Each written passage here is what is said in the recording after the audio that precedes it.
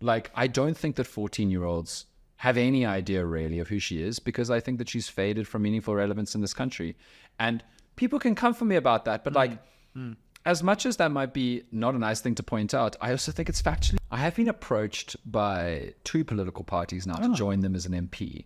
Whoa. Based purely on my following. Boom. And think about how many disasters the ANC has presided over, how much decay, how much corruption, how much awfulness. That is not contestable. It is just the facts have been established, and that's exactly what happened. And not a single other political party has been able to mount a credible... Spread the fire. Welcome back to SMWX. And today I'm really excited to be joined by YouTuber, broadcaster, and digital philosopher. Beanie wearer. Dan Karter, welcome to SMWX. Thank you so much. I'm really happy to be here. Yeah, the pleasure is ours. And wow, you have this year begun a meteoric YouTube rise. Of course, you've been working in the media for a long time, and I just thought it would be really interesting to put you on the other side of the microphone and hear some of your thoughts. So thank you so much for being here. No, it's a treat. I really, really appreciate it. I can't wait to have no control over what I'm about to say. Oh, you have no idea. Yeah, exactly. You can just bring out the file that I wanted to... So you're matric results. Yeah, exactly. So let's talk about maths. I actually have this maths question. If you could just do it live. I guess let me start where a lot of people on YouTube have seen you recently, which is your first truly massive viral video, which was on rand manipulation. Talk us through the feeling of when you get like that first YouTube. I know you're on TikTok and other platforms, but YouTube is its own world. That video and how it went viral and how you felt in that moment. So it's funny, I have been working on radio since I was 21 years old. And so I'm incredibly used to the feeling of not seeing an audience, but kind of abstractly knowing that it's there. But something that's happened on TikTok this year for me, and also more recently on YouTube, is seeing the numbers go up. It is a very different thing to radio, where like every 6 months you get a diary, and the diary hasn't actually asked enough people to be statistically reliable, and somehow it impacts your job security and whether you're going to get a contract. But then in the last 6 months to a year, I've had all of these different viral moments. But what was fundamentally different about rand manipulation is that I started seeing different political parties cutting selects of choice from my video. Oh, we need to talk about that. And using them to like push their points of view. And it happened once before, because I did a comprehensive history of the Springboks as a symbol of white supremacy, and then suddenly the EFF was chuffed. Like there were videos of, but only specific cuts, not necessarily taking anything out of context, but certainly not showing the entire proposition that I put forward. And with rand manipulation, that was pretty extraordinary across all social media platforms, across the WhatsApp line at 5FM, where I'm lucky enough to work. People wanting to bring it up, wanting me to talk about it. And that was really completely different to anything that I had properly encountered before. It's interesting you mentioned the audience, because even though you see the numbers going up, YouTube can also feel quite solitary, and you kind of see these abstract numbers. But I don't know if you've also started, maybe after that video, meeting people who are like, hey, I saw that video. And that's been really interesting for me this year, to start feeling like you actually get to connect with the audience. I did a lot of videos during COVID, so I was like literally in my house filming videos, and I knew there were abstract people watching. Sure. But then it's also quite interesting to like connect with people and realize that the reach of digital media right now in this moment is totally different to where it was 5 years or 10 years ago. It's absurd. And I mean, I can extend that to tell you the massive difference between hosting one of the most iconic and well listened to radio shows in South Africa. The best ever. Well, I personally think so.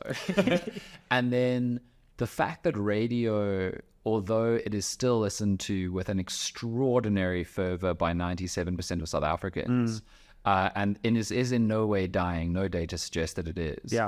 Because radio presenters are no longer the only celebrities in South Africa, because they were before the digital, easy access social media age, because radio presenters are now radio presenters used to transcend, their celebrity used to transcend their own radio audience, and they were just famous, universally famous. Sure. But they don't do that anymore. And because it's not a seen medium, I have often felt like when I'm walking around in the world hosting 5FM's breakfast show is like a massive secret.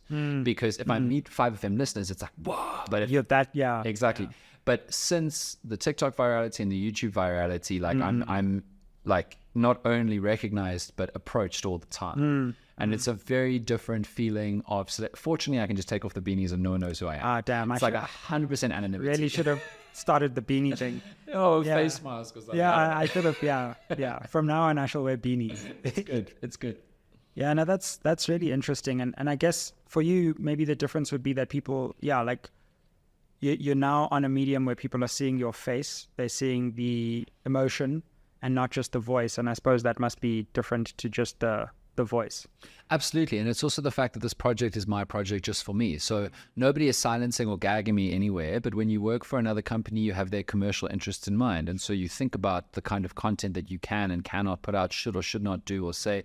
And also radio is an effective medium in one specific way, but not all. And so that's how I would say that the content is often very different. No, that's absolutely true. There's a certain freedom that comes with being able to create your own content that is just mind-boggling in this era where you can literally take an idea, execute it in one day and get it out.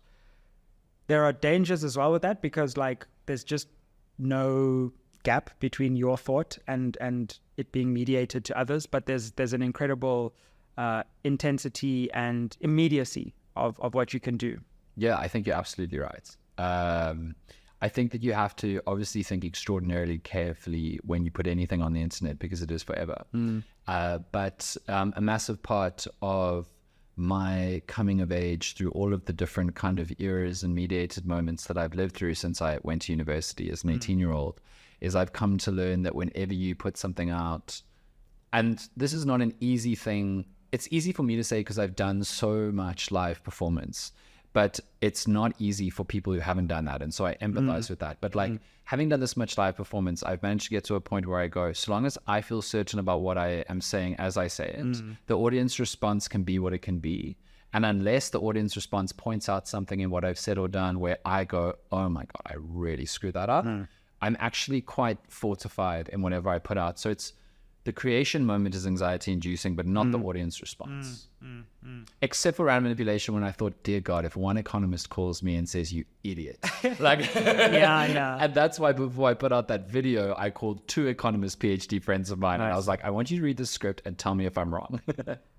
And then people come for you, as you say, different political parties respond in different ways. Yay, Helen Ziller even Yeah, that was welcome to the club. Yeah, that was wild. I must say that was a completely different stock. Helen Ziller coming from me and my father. On Twitter, but it was fun. And so, in some level, I enjoyed it. There's something quite satisfying about being an enemy of the conservative workers' pocus is the devil brigade. Yeah, it's quite fun. Workers' pocus is the devil. Yo, they love that phrase. The invention of wokeness. We could do a whole podcast about how that has become a scarecrow that people have used to just completely take out of context any legitimate conversation about like historical injustice. Like, firstly, like no one even really uses the word woke to like describe themselves seriously. It's only a term of attack for this like scarecrow of anti-wokeness or what I heard one DA politician call the wokerati. That's pretty amusing. Yeah. But how did it feel to be attacked publicly by Helen Ziller like that? Did it hurt? Because sometimes, obviously, you know, we have our personas on social media and one wants to respond publicly. But there's a certain lack of control one has about where this stuff goes and how it gets received. How are you handling that?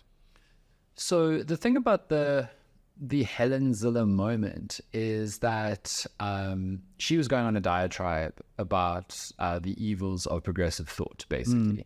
And then one of her followers, and I actually thought this was hilarious, but posted a video that I'd done about whites' economic empowerment during apartheid and said, "Is this the new Bell Pottinger?" And I was like, okay, that's objectively, the delusion is hilarious. So like, Dan Carter, Bell Pottinger. Yeah, exactly. I haven't received my invoice yet. Bell Pottinger, please, faster, because I do not have enough money. Well, I don't know if you know, but you're now on an EFF PR channel. Really? So welcome, yeah. Yes. Also an ANC PR channel sometimes, a Rise Mzansi PR channel. I didn't know that. That's awesome. We've also been a DA PR channel as well. So. Yeah, and then she responded to that.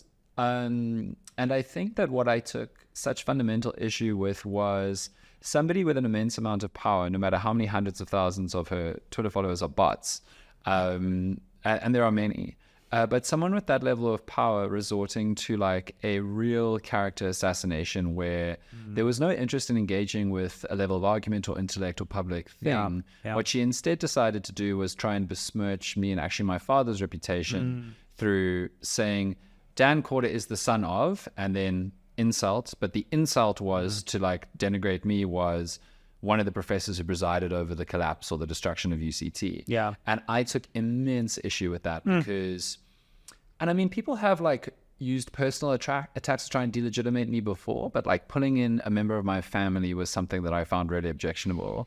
Yeah. And then fortunately I got the Twitter clapback absolutely right, because it went viral. A lot of people came to defend my dad, but also just, I think, put her in her place. And so the other thing is, I don't think I was particularly rude. Like I did say that she spends her time baiting bigots to try and remain relevant when kids who are in grade 8 this year have no idea who she is. But like, that's just like, I'm sorry, that's not rude. Like, I don't think that 14-year-olds have any idea really of who she is, because I think that she's faded from meaningful relevance in this country. And people can come for me about that. But like, as much as that might be not a nice thing to point out, I also think it's factually true. So, I mean, I have no deep worries about fighting with anybody, to be honest, because the only other thing I'll say about that is the danger of social media is if something goes unchallenged, long enough later, it will become narrative, because it will become a normal thing that is said online. And then the way that social media works is you go online, you see that a certain thing repeated enough time without challenge, and retweets on it and likes on it or whatever, and then it becomes law. And I wasn't willing to accept that my father had contributed to the destruction of UCT, or that my father reflected badly on me or I reflected badly on him. So it was a necessary thing for me to do. Sure, that cuts deep, because wow, like attacks through parents, you know, that's something that I live with on a daily basis as well. And I guess I've taken the opposite approach, but you're encouraging me to take a different approach, because I tend to like ignore and just assume that people will figure out the truth. I see. But I think there's a lot to what you say about the fact that sometimes people take, when you get attacked personally or through your family, when people make those attacks and you stay silent, they think you're actually agreeing with it or trying to hide the thing that they're accusing you of. Right. Yeah, so I think there is an interesting conversation to be had about like how one responds to trolling, whether from massive accounts or small ones. And it's also just time investment, though. It's like, am I really going to invest my time in like setting the record straight whenever it gets... You got to pick a moment, and then you got to make sure you're enjoying yourself. Yeah. you gotta be having a good time. Yeah, absolutely. Well, you seem to be enjoying yourself there. I was interested to learn of your deeper background in academia and debating. What did you learn from your experience in debating, which took you into the academic realm, and how do you look back on the experience of competitive debating? I owe like my entire career to debating. When I was in high school, I was bullied and socially dysfunctional, and had a debilitating stutter in public performance moments. And so even when I was doing debating, I don't know if you did high school debating, but in high school debating, you have 8 minutes to talk. Yeah. And I had to teach myself how to speak at like 60 words or more a minute, because the rest of the time I would stutter for sometimes up to 30 seconds at a time, and I would lose time speaking, going like, just under pressure. And so I learned how to manage and process the anxiety of live performance, which is now my whole life, through doing debating in high school. And then I wasn't very good, but I was genuinely inquisitive about the world, and I found it fun to express thoughts that I had about the world through debating. And then at the very end of high school, I suddenly got very good very randomly, and then into university I had a pretty successful career and was able to travel the world and do things at different debating world championships and that, for which I'm incredibly blessed. But yeah, I think a crucial part of my skill set now is ability to rapidly cut through noise on an issue and find the core thread that is most defining and important, and retell it very fast with very good word efficiency. And I have debating to thank for that. And again, with the anxiety of public performance, I never would have been able to do radio without working through that. So yeah, debating was immensely instrumental to my development. I was like, when I went through your history, I was like, of course he was a debater. One of those debater types. It also speaks to doing a video on YouTube about a cutting edge current affairs issue or some economic question looks really easy. It's like, oh, he just press play in his bedroom with his beanies. But there's actually a lot of work that goes into, number one, understanding an issue, dissecting it, and then, because that's a lot of what academics do, and that's an important role of academics, but then dissecting it for public consumption. Yeah, for sure. And putting it through a filter of public consumption where it's also kind of a teaching process. And I think a lot of people underestimate the work and the multiple parts of your brain that have to be used to do that. Sure. No, you're absolutely right. And because earlier on in my career, people were like, you're talking too highfalutin for the radio. And I thought to myself, like the process of speaking to a public is not about dumbing down what you're saying. It's about finding accessible language to express just as complex an idea. Sure. Nobody deserves to be talked to as though they're stupid or 5 years old, and it does them a disservice and speaks to a level of arrogance about oneself if one does that. It's just about figuring out how to explain complex ideas in terms that are universal to everybody. Absolutely. And I suppose in that journey towards where you are now, and of course your journey will continue into the future, and I suspect your channels are going to be massive. Like, they're already big, but they're going to be massive in a year and 3 years and 5 years. Take us back into your journey of learning about broadcasting and how that unfolds, especially at UCT, and particularly a role at UCT radio where things are popping off at UCT during the Rhodes Must Fall era. And I learned to my shock, as we were talking before, that you were actually right there doing broadcasting then. I actually listened to your shows, but I didn't know that you were the person on the radio. Well, I was much worse then. Well, it's very, I cannot believe I ever got hired by a real company. No beanie. That's why it's like, it's the beanie. Yeah, what was that like learning the craft on UCT radio, but also being there at that pivotal moment in UCT's history during Rhodes Must Fall and speaking to so many of the role players? Yeah, so I would characterize my career as a series of moments of enormous good fortune, like luck. And then my brother will say, but Dan, people get moments of luck. It's how one capitalizes on them. And I can recognize that I got lucky, but also there were moments where things fell my way.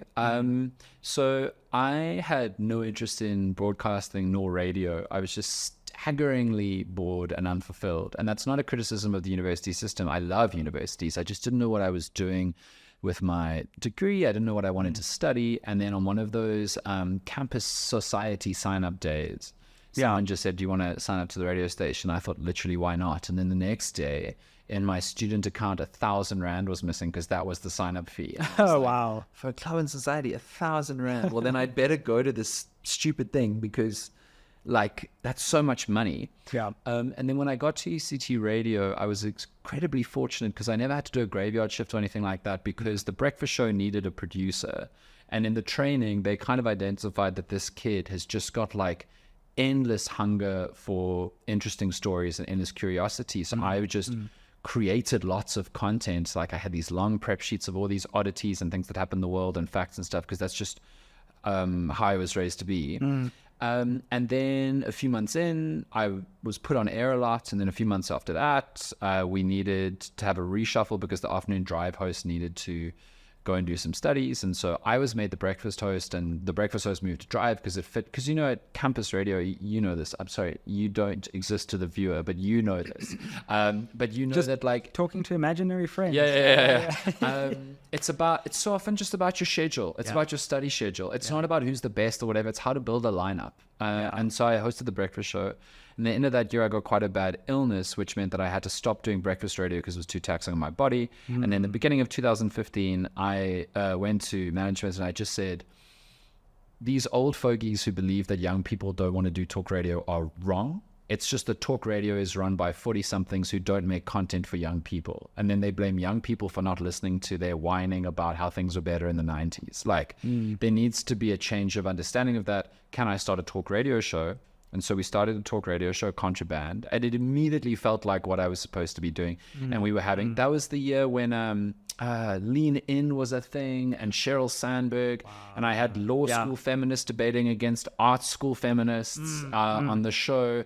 There was a scandal about Israel, Palestine, and about Jewish and Muslim students. It was all happening. And it's so funny. I always remember a couple of the people who ended up being the iconic Rhodes Must Fall lists were on my show a month before it happened. So interesting. And we were talking about the formation of South Africa, and I looked at them because I'd seen the discussion starting to percolate on Twitter, a discussion that is now very popular across South Africa. Did Mandela sell out the revolution during CODESA? And they looked at me like they had never considered that before, and now we've all thought about that for the last 10 years. Sure. And then we had this kind of soft conversation because I hadn't thought about it. And a month later, Yeah. Rhodes must fall, screw Mandela, like everything sucks still. And then I had this extraordinary moment during Rhodes Must Fall where mainstream media wasn't trusted by the fallists, who were often writing for an older, wealthier, more established, generally white middle class readership. And so their words were getting taken out of context. And so when Mkhwanazi threw the shit on the statue, he came and spoke to me, and that was the podcast people heard. Yeah. And so I was just incredibly lucky to be in that moment, and then a succession of extremely significant interviews with what happened during Rhodes Must Fall happened on my show, and that was it. It's a really important historical archive. One should go, I take it they're still available? They are actually. Yeah, one should go back to that now. And like, what do you remember about that interview with Mkhwanazi? We've actually just interviewed Max Price. I'm not sure whether that interview comes out before or after this one, but we've had a really interesting conversation about that time at UCT, about that time in the country, because it's had such a lasting impact on a certain generation of young South African who witnessed and went through that period and had so many views changed and evolved. But you literally interviewed Mkhwanazi the moment after the excrement hit the spinning wheel. Yeah, so what I found really interesting about that moment is that in the 4 hours between Mkhwanazi throwing the shit and then me, I don't know if we can just swear on this show, the excrement, and him speaking to me, already there were stories and think pieces and hit attacks and narratives in his favor and against him. Yeah. And so what I did in that interview and what I did throughout the Rhodes Must Fall period is I said to him before, I said, I'm not going to attack you with questions. Yeah. This is your moment to tell the story of what happened exactly as you saw it happen and why you did it as a record, because then after that will be the back and forth discourse. And so I found it really interesting because I think he knew already what a huge moment he had created. I think there was already enough evidence. There was a crackle in the air about the visceral and immediate response from Black students and from the wider public about it. And so I think that what he in that interview was going through was grappling with what, like, the effect of what he'd just done, I think, and maybe starting to speculate about what would follow before any one of us knew exactly what would happen. Yeah. Talk to us about the art of the interview. Again, it's something that looks really easy. It's like, oh, you're just talking to people. But there's a certain art of an interview, but there are also different kinds of interviews. There's a hard-hitting journalistic accountability interview. There's a sit-back conversational interview. What have you learned about interviewing, having gone through the UCT radio experience, now doing your own interviews with public figures, that you maybe think people don't understand or appreciate about that craft? So the best interviews, not just from an entertainment perspective, but from an actually learning something perspective, are interviews which start with the interviewer and the interviewee on the same side. So I'm not saying pretend you like someone. I'm not saying pretend that dupe them or anything. But you need to come to an interview from a place of softness, because the interviewee is putting themselves in a vulnerable moment, or is expecting you to come for them. Sure.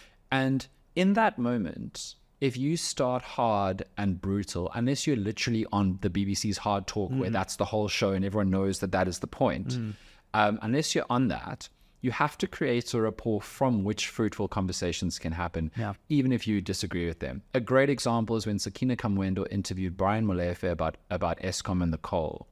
And Sakina is world-class at 4 to 6 minutes of sweet, finding out, figuring out, and then, but hold on. And there's a gear shift that you can see and feel, and that creates for excellent interviews, because you've got a groundwork from which to interview. Sure. And then when it comes to entertainment interviews that are seeking fact, because I'm not a journalist as much as people sometimes describe me as. I mean, I'm from an entertainment background, and so I'm not necessarily looking for an entertaining interview, but I recognize that for people to watch something and for your material to have impact, it has to be entertaining. It has to be worth somebody's time. So from that stream, there are two dominant people who shaped this era. One of them is Oprah Winfrey, and the other one is Howard Stern. And whatever you think of either of them, they are the two most iconic interviewers in American and therefore Western pop cultural history. They're the two most influential. So Oprah Winfrey comes for her interviewer with serious empathy. So she is like, I want to know how you feel, and that must have been so hard. But it is an interviewee-centric empathy. Yeah. Howard Stern comes from a self-centered, and I'm not criticizing him, but a self-centered empathy. So if he's trying to get you to tell a story about a particular thing, he'll root it in, I've had a similar experience to that. So those are both really good strategies for getting somebody comfortable so that they can then perform and you can perform with them, whether you want to catch them out or not. Sure. So that's what I've thought a lot about in my career. But I think what I do and what I prioritize the most is actually something that somebody commented on my video last week, where they said, of Chris Pappas, Dan is trying to lead you towards honesty.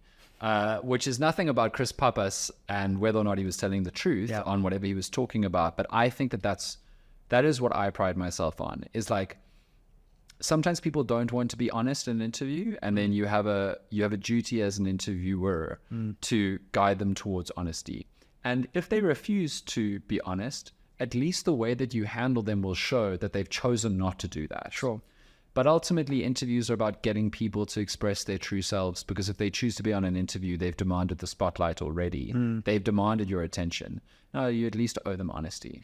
Yeah, it's interesting as well, like how the interview is shifting over time with the advent of new digital channels, and working in different media as you do, on traditional radio on the one hand, and then like YouTube on the other, and of course TikTok. Are there interviews on TikTok? There are. TikTok Live, yeah. And what's hard in this era, I feel, is actually to go back to what you said at the start, with the people taking moments out of context and then creating narratives out of those moments, and assuming that you have some kind of nefarious agenda based on a clip of an interview, when there's actually a deeper story and context to how you got to that moment in the clip. Just to share a story like on that. Obviously, one of the biggest interviews that I've ever had to do was with former President Zuma, for which many people have never forgiven me. Okay.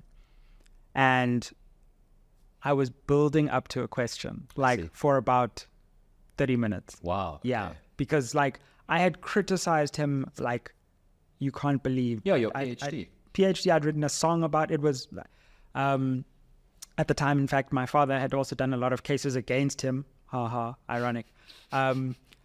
So like I knew that a lot of that interview, just the groundwork had to be building that rapport so that I could build to that question. I see. And then when I asked the question, his legal team was like, you can't ask that question. Wow, I didn't know that. Yeah. So that question What wasn't... was the question? Very good. Which goes back to how like interviews versus conversations are like, I like the idea of trying to build an interview into a conversation eventually. Totally. So funny you should ask that. The question was, how did he get hold of the spy tapes? I see. And did he get them from Pravin Gordhan? Okay. And Which you would have said- been a bombshell of a... So I was like, now, groundwork was set. He was comfortable. And I was like, no, I've always wondered, how did you get the spy tapes? And where did they come from? And he was like, it's funny you should ask that because actually, legal team, no. That's interesting. Yeah. He was willing to answer. He was about, I was like, everything is built up. He's going to answer. There's going to be this bombshell moment in South African politics. And then it was cut. Okay. So, and like, nobody knows that was the whole strategy and plan. So is that the bombshell of this interview that I got you to tell Pretty me that much, story? basically. Yeah, well done. Yeah. SMWX will now be taken over by Dan Corder. This has all been a ruse. Exactly. But that's a really Yeah. interesting story.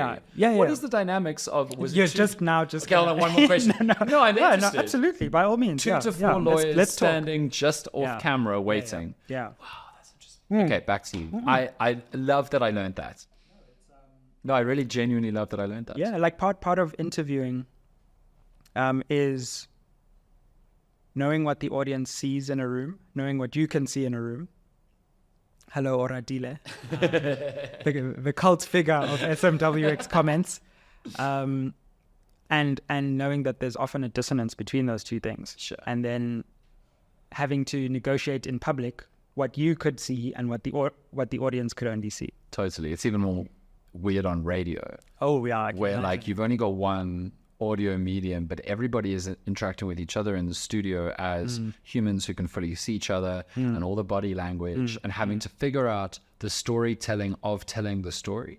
So like having to describe, for example, my story that Polly is dancing or Thabo's in the kitchen. Right, or right, Madly, right. why did you flinch when Thabo said that thing? Yeah, or whatever. yeah. It's a key part of making the performance of the story good is the filling in. Sure, Yeah. sure. Thanks, Orati. Oradile. drop a like and a comment for Oradile down below. That is interesting, and I wonder about the worlds you occupy, because you're straddling culture and music and that world, which is booming and really interesting, and then you have an understanding of politics and the economy. What do you think are the intersections between those two worlds? When I think of this constant lament that young people are apathetic, I see so much attention being devoted to how to capture youth imagination in the world of culture. Like, so much energy gets put into making it visually interesting and sounding good. And then in politics, you're like, wow, that was just done on word art kind of thing, right? That's one thing that stands out to me, but I wonder what you've seen between those two worlds.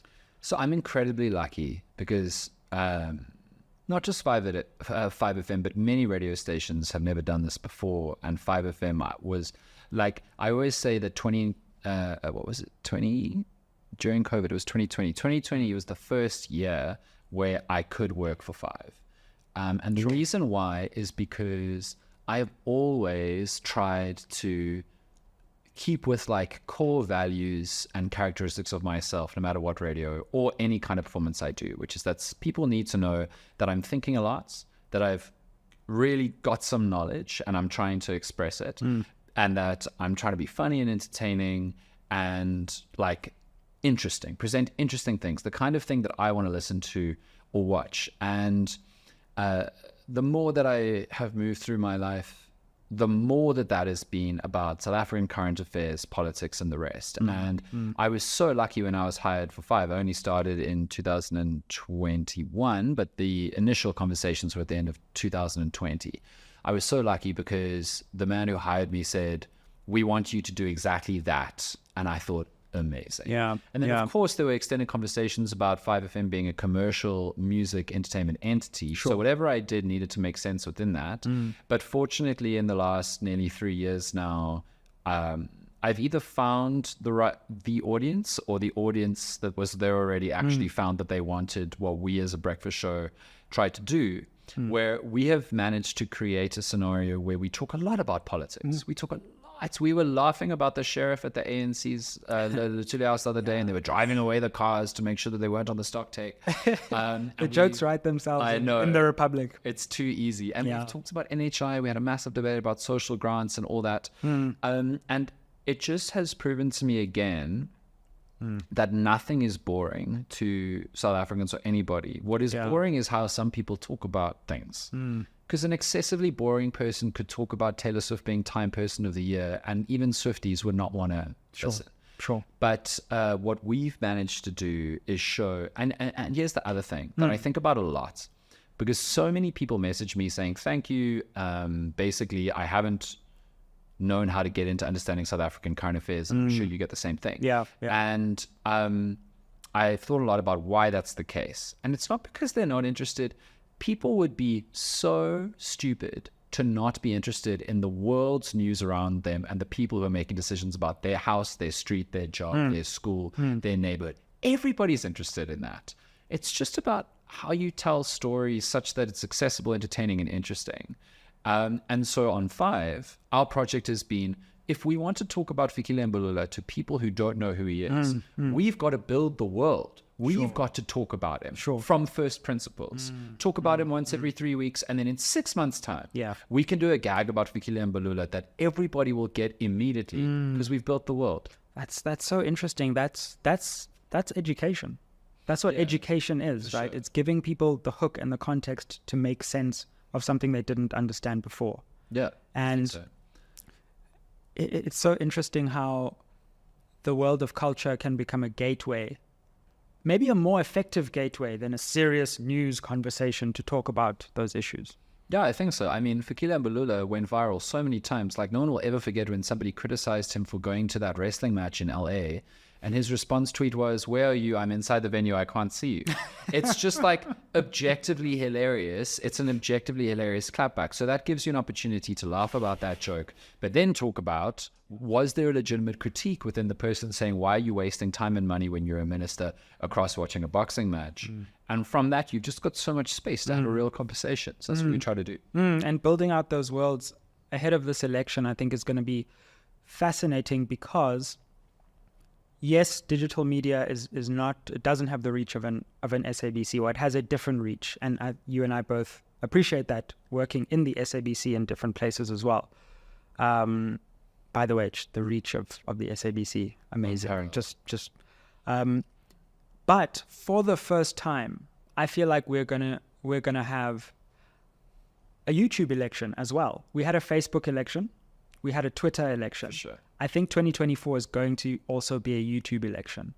And we therefore have the opportunity to set the context for this election in our small ways, in a completely different way for a different audience that maybe hasn't been interested in this before. I think you're exactly right. And along with the YouTube election, I'll include a TikTok election in that. Oh, yeah, like, absolutely. There was really You need to give me tips for TikTok after this, please. I don't have any tips because I do such a specific thing and I don't know how to do anything else. Yeah. I can show you how to do what I do. Like, that's pretty much what it. What works for you on TikTok particularly? Like, I need to I'm still in the process of educating myself on the platform. We're going to come back to YouTube election. Okay, cool. But yeah, like what's behind your success and ability to say serious things on TikTok? Yeah. At least at the end. Their jokes at the beginning. Yeah, exactly. Because like a lot of people are like, well, TikTok is where you want to go, not to hear serious things. You know, you want that has changed now. Okay, yeah, absolutely. Yeah, that has changed. So TikTok is so interesting because in 2020, COVID was its biggest blessing because we were all stuck inside, and then it became the Dancers channel. Or the Dancers app for viral dances. But now TikTok has become exactly what you want from every single piece of digital media, because TikTok's algorithm is so superb that you can find your corner of TikTok that is unlike anybody else's. So my TikTok, hilariously, is just puppets telling jokes.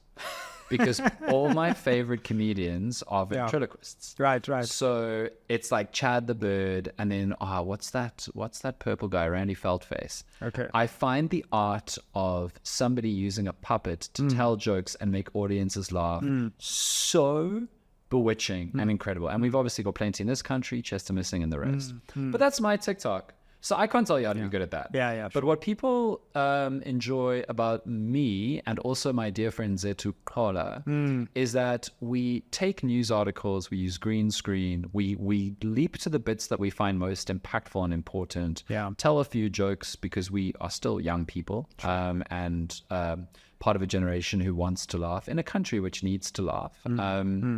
While at the same time trying to make a point. So it's not just I'm going to read you News 24 now. It's a little more than that. Yeah. But like aside from that, I don't have much more advice for you because sometimes I just like feel randomly creative. So like you remember when the Burna Boy concert was cancelled? Yeah.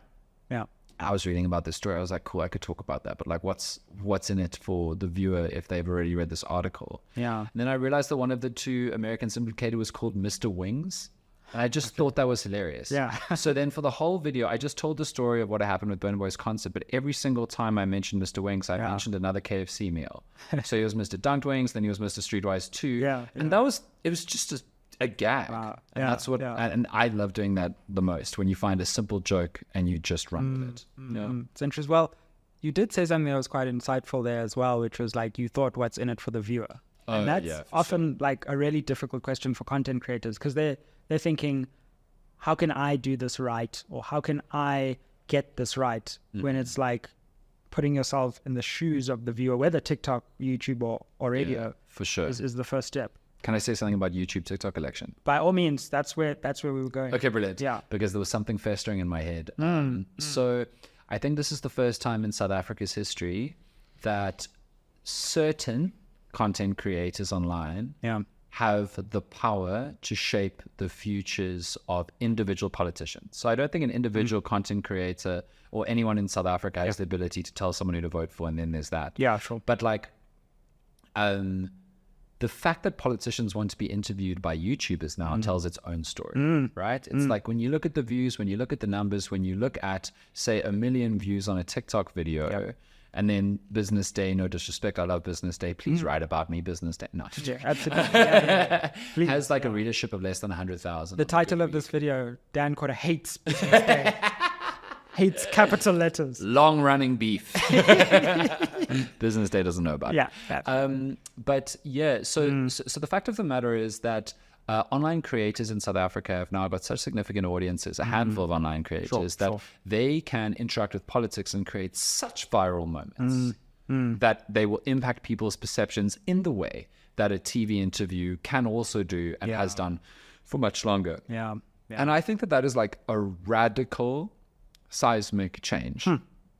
And so it's just weird. Ever since 2020, people are using YouTube and TikTok like TV. And if they're using it like TV, political conversations on those platforms are as impactful as anywhere else. And now you certainly know this. You can get huge names to come and talk to you on YouTube. And it's just because a YouTube video and a clip from a TV show are the same to somebody using the internet. Yeah, absolutely. And in many cases, the numbers are the same, which is fascinating to me. Apart from like free-to-air TV, the YouTube interviews get as many, if not more, than many DSTV interviews will get. News interviews. It's a fascinating moment, and I wonder what it will mean for 2024 and I also wonder whether political parties and political figures in general have figured it out yet, because we're in a unique position to see certain kinds of numbers. And yes, people do come, but I still don't I feel like they're like coming to show that they're cool and they understand. But I don't think they know that it's like as powerful a platform. And if a politician was like, I'm going to do all the YouTube, I'm going to do the YouTube run, that would be an incredibly powerful run now. Yeah, so it's interesting. I don't know whether I think most politicians are not under the age of 35. Yeah, and that's the and first there are millions of people under the age of 35 themselves who are not content creators. Yeah. So it's like, it's hard to figure it out.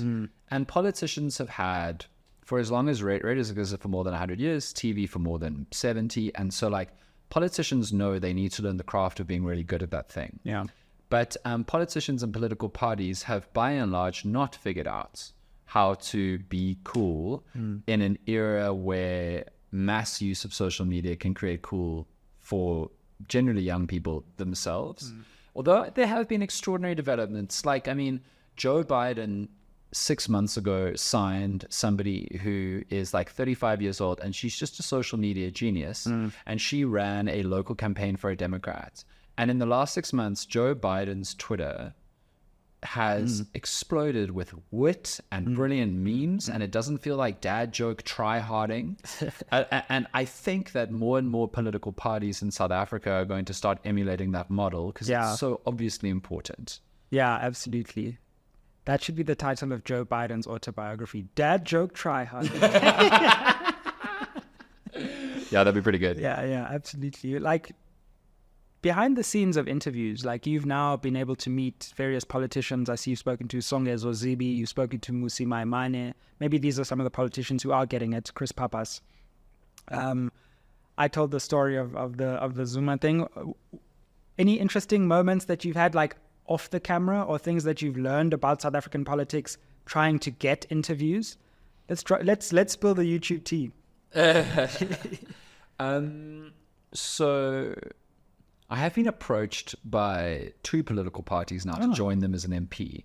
Whoa. Based purely on my following. Boom. And what I've been talking about, which I obviously said no to because that's insane. But you know yourself, as somebody who's been working in this arena for a long time, that so many influencers are paid off by nefarious forces who run unpublished unacknowledged influencer campaigns. Absolutely. And they're not just political influencers, they're influencers who are told, hey, I'll pay you 10K if you make this kind of TikTok video. So that is happening. And by the way, you can get our email address in the about section of this channel. Yeah. But it's been really interesting because there are a couple of political leaders of smaller parties who DM spammed me for interviews for like 4 months, and I didn't respond because I don't interview everybody. I interviewed people I find interesting. Sure. And then in both of those cases, there was a moment they were like, would you like to be an MP for us? Wow, that escalated quickly. Myself, 1, no. 2, you're not going to get a seat, bro. Like, or maybe you will, but you won't. Wow. But yeah, That's crazy. Yeah, those 2 times were incredibly weird.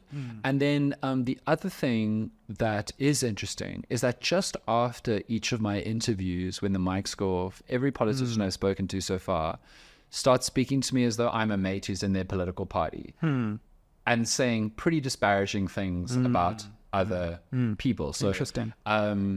Just to protect my ability to have future interviews. Yeah, you don't have to name I won't names, say but who. What did you learn? Yeah. But one politician, this interview hasn't come out yet, actually. But after that interview, the politician was just laughing about Mmusi Maimane and saying that Mmusi was a joke and he's just desperate for a job.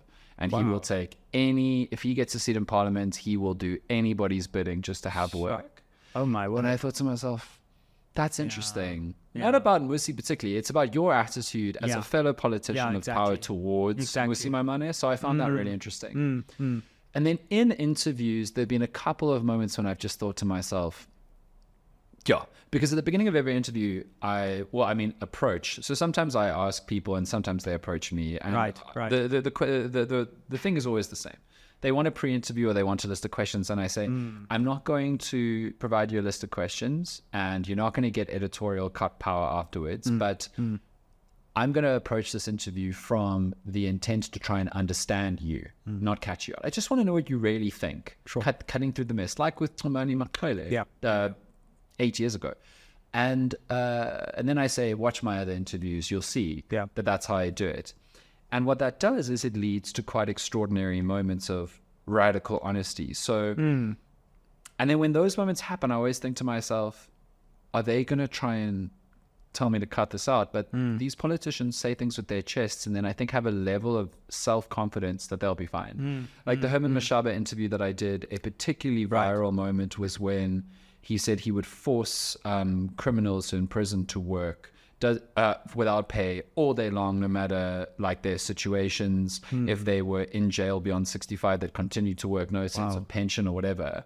And I realized what he was saying in my head, and then I had to really think, how am I going to ask him this? And he stopped speaking, and I said, that sounds exactly like slavery.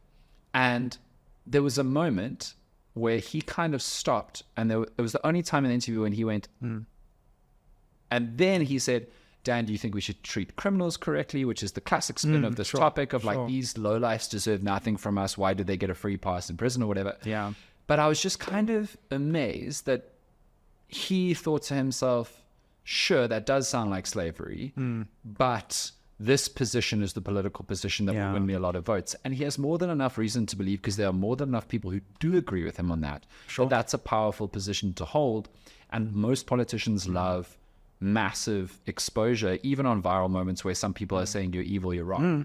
So that was a really interesting moment in that interview where I think that he for a second thought that he lost control and then realized that actually what I'd asked him was fine.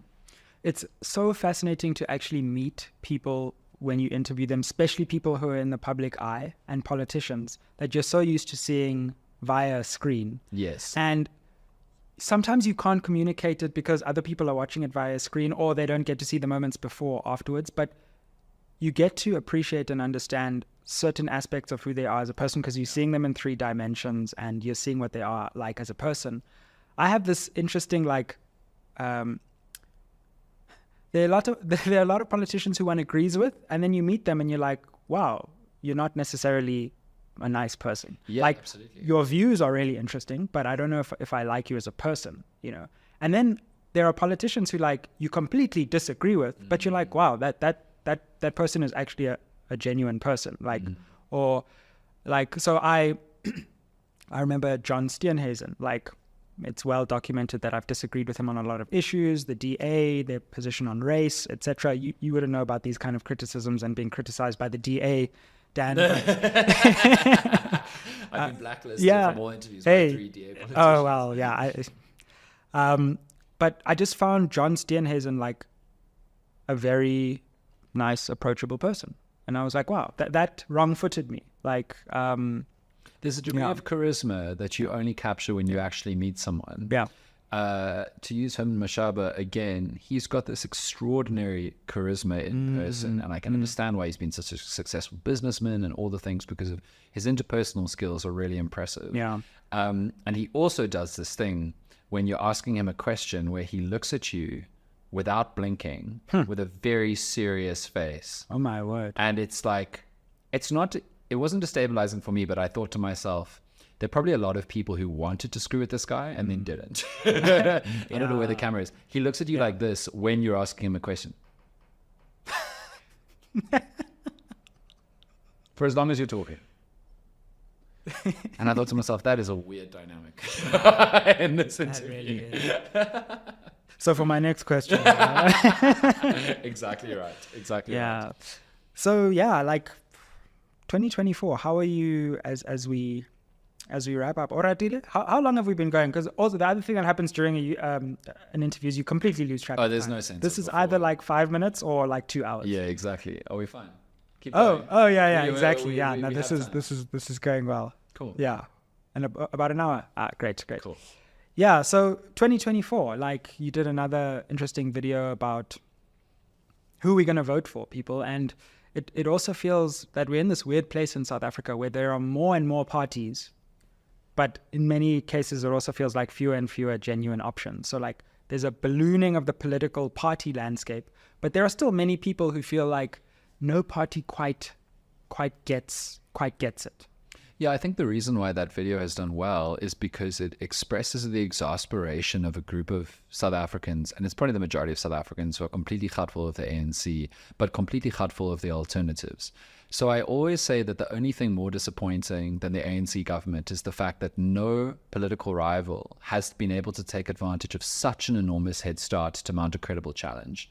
Like, think about how many disasters the ANC has presided over, how much decay, how much corruption, how much awfulness. That is not contestable. It is just the facts have been established, and that's exactly what happened.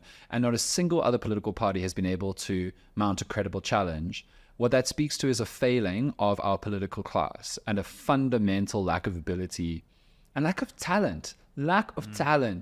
Like, just lack of talent in our politics, where, like, even who's the most charismatic, talented politician in South Africa? It's Julius Malema.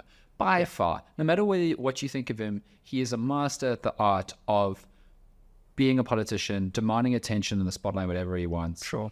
And the EFF is new, but it's also been around for a while, and it's not eclipsed the Democratic Alliance. It's not come close to 20%. And it's just like, what is wrong? Like, I don't know. But what I think about 2024, and the reason why it's so extraordinary, is less so that South Africa is on a cliff edge, which I think a lot of people believe that it is, and it might well be, in terms of like the decay and disaster and everything. I think it's because the belief that South Africa is on the edge of a cliff amongst all of South African society means that this election is going to be the most unpredictable to predict. Because, as you said, there's so many new political options. For the first time in South Africa's history, there is a proper fleshing out of the entire spectrum, where we have hard right liberal conservative parties, we have hard left socialist parties, we've got a variety of positions around the middle. When for a long time it felt like the ANC was, you know, center left, and the EFF was center left. Sure. And or maybe more left, but the DA was like center left, center right, and like that was it. But now we have this stratification. We have a lot more identity politics. We have special interest groups, minority parties catering to small groups of people, and lots of new parties. So Action SA had such a phenomenal debut. How are they going to do? Yeah. Rise Mzansi has got everybody's attention, but has never been in an election before. We have no idea what's going to happen. The IFP is surging in KwaZulu-Natal and taking away tons of EFF votes there. That's why Malema's been smacking the IFP for the last week as we record. And so it's just this weird election where I think that the ANC will win. All the data suggests that. But how much will they win by is interesting. But it's after them, which is really interesting. Yeah. Who is going to become the figurehead opposition? I really don't know. And I think that means that there's a degree of excitement, but also trepidation. It's just because in uncertainty, you don't know if it's going to be good or bad. Absolutely. Wonderful for content creators, though. So good. Like, can you imagine next year? It's just going to be like manna from heaven. I might have to quit 5 to have enough time. I know. Yeah, exactly. Right? Yeah. Like it's just that week of the election, like all the build up. I mean, we've already been given so many gifts, like the Patriotic Alliance's empty stadium. Like, yeah, absolutely. I mean, just so many different gifts already. The liquidation of the ANC. But that moment of building up is going to be like none we've seen before, I think. And then there's going to be the circus of the results week. Yeah. Of like, and then is it really happening? Is it not? Did they hold on? Did they not? Are you going to go to the IEC Results Center? I think so. You definitely should. I've got a few invites. You must make sure you're there. Go have a little booth. Yeah. Talk to some people. You need to be there. It'll be fun. And then, just when we think we haven't got enough interesting moments of content to digest, then there's going to be the formation of all these governments. I know. And like the coalitions and not just nationally, but the different provinces. You're absolutely right. Yeah. It's going to be wild. And what I have been spending a lot of time on in the last month is, because I think the one problem that South Africa's media landscape has is that we have tons of opinionistas and not enough data analysts. Absolutely. So if you think about who South Africa and their media turns to analyze and just track all the by-elections, which is where we should be inferring trends from. Yeah. There are only two people. It's Wayne Sussman and Davie Scott, and there's just no one else. And that's a failing of it's an immaturity that needs to mature of our mediated landscape around democracy, because we need to be able to have a John King looking at a board and saying, in Mangaung, this really matters, Exactly. Toyandu, got an interview with Wayne Sussman about the data, about the by-elections to figure out what's happening in 2024. He gives all these amazing trends. But the one simple thing that he points out is Toyandu, which does not get national press at all, contributes only 12,000 votes less than Mangaung to the ANC.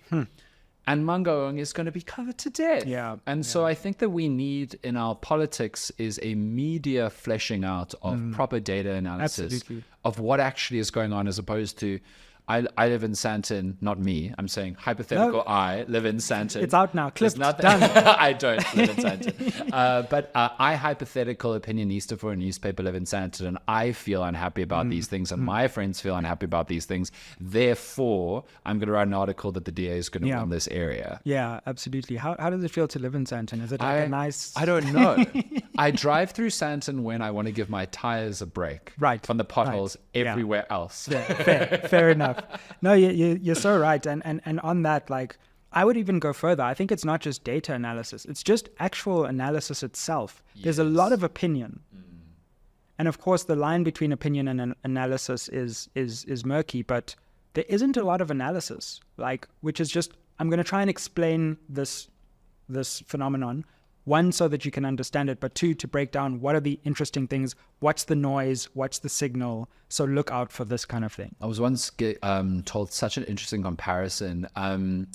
In the traditional understanding of a product creation cycle, you've got your raw materials, which is like primary industry, then you've got secondary industry, which is like industrialization, then you've got tertiary industry or third stage industry, I can't remember what it's called now. Sure.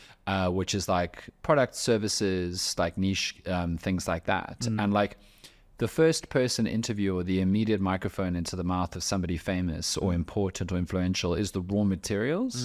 And like what we need is raw materials, but we also need the industrialization to go like, what does this mean? How do we use this? How does this link to this? Absolutely. We've got a lot of raw materials, and we've got a lot of tertiary, but we don't have the secondary. Yeah, absolutely. That's how I feel. Well, Dan Korter, thank you so much for joining us. It was a fascinating conversation. It's been a pleasure. Thank you. Everyone head over to Dan's YouTube channel, his TikTok account. Make sure you support the important work that he's doing. And man, all the best. Good luck for the 2024 cycle. And look forward to watching a lot of your content. Good luck to you guys too. Thank you so much. Aye.